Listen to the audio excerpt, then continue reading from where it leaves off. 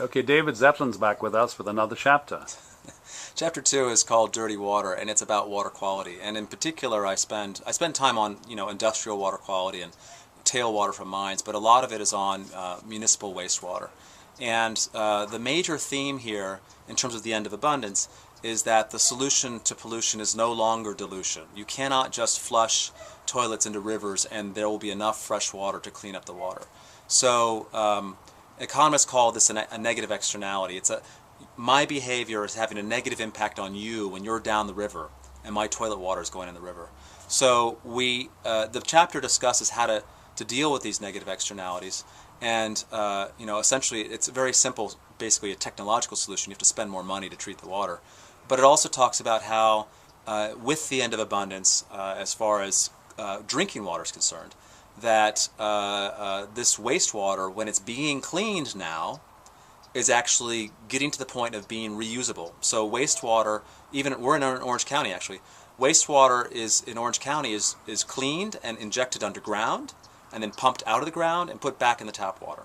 So that is toilet to treatment to tap, and that process is economically feasible because it's so hard to get more fresh water in Southern California. So this chapter discusses how dirty water is processed into clean water again and all those impacts. Okay, great. Now, can you give us a definition of dirty water? Because everyone listening to you will think, gosh, that's got mud in it and it's got sewage in it. Right. Is that kind of what's happening? Dirty water it can be an economic definition or it can be a physiological definition. So if there's anything in it, you can call it dirty water. But in the end, it depends what you want to use it for. If you want to drink it, you're not going to tolerate very much in it. You're not going to tolerate bacteria or viruses or dirt.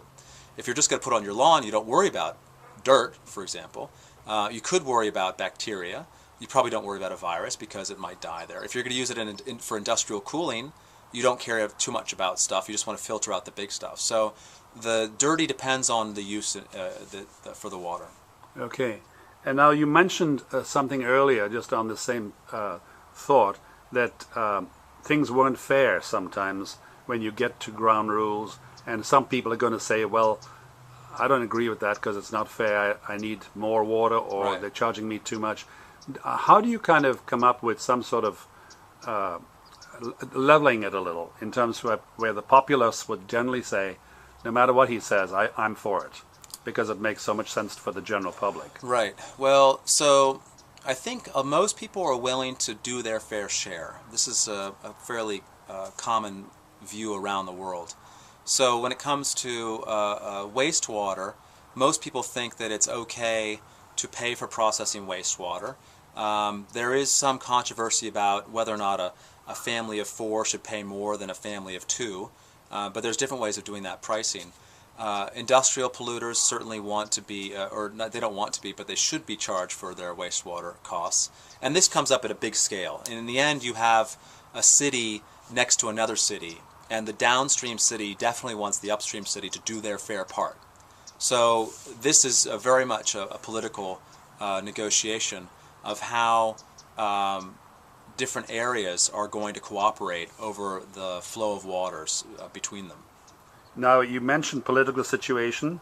More than once you've mentioned it. Obviously, yeah. You want to have people jump on board because they have the power to do things. Right. Do you kind of foresee putting your book under your arm and going up to Washington and talking to people about doing something about your ideas? I think that's great. But I think that if people read the book and they like the ideas, that'll be taken care of. I don't think that I personally can convince anybody by marching around that, I'm a citizen, listen to me. I think that if a lot of citizens like what's in this book, then that's going to take care of itself. Very good.